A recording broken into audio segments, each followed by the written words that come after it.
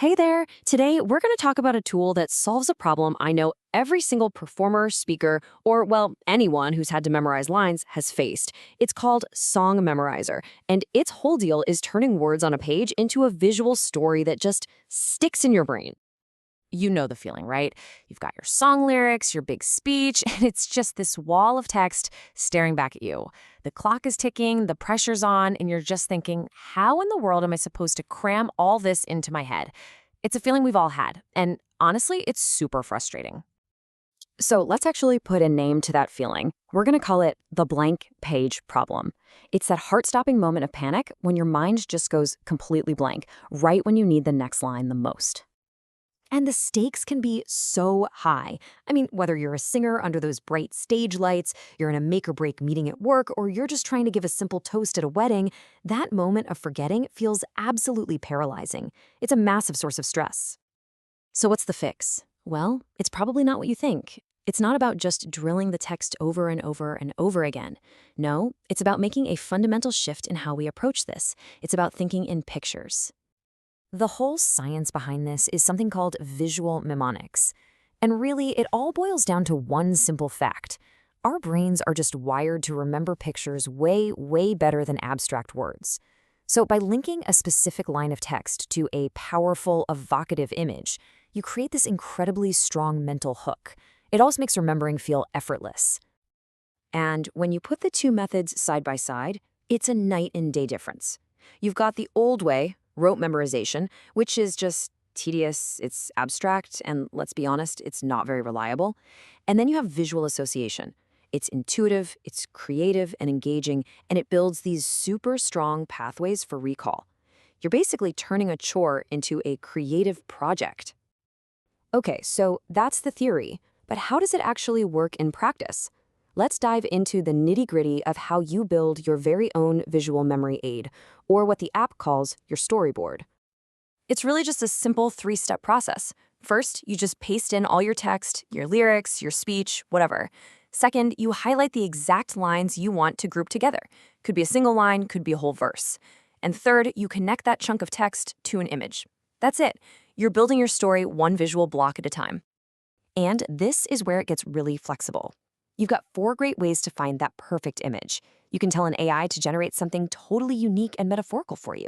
You can upload your own photos, which is amazing for creating personal connections.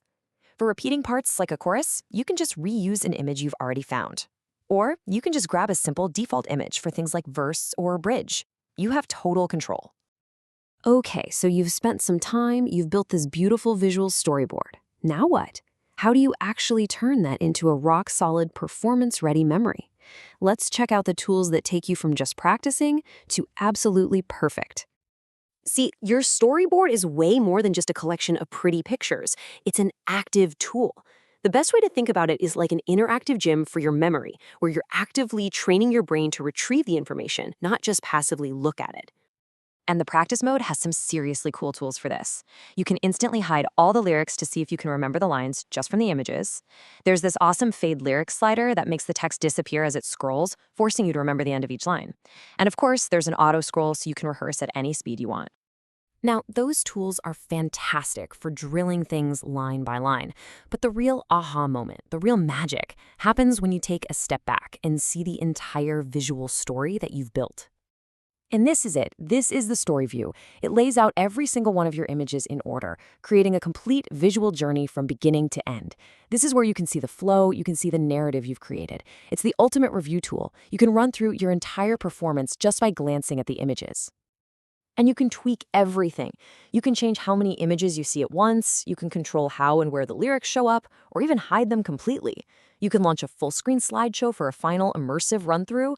Oh, and you can even download the whole thing as a set of images to practice with offline. So the tool itself is incredibly powerful, but getting the most out of it, well, that's kind of an art form. So let's wrap up with a few key ideas to really make this technique sing for you. Right. To really crush this, you want to think like a storyteller. Make sure your images connect to tell a coherent story.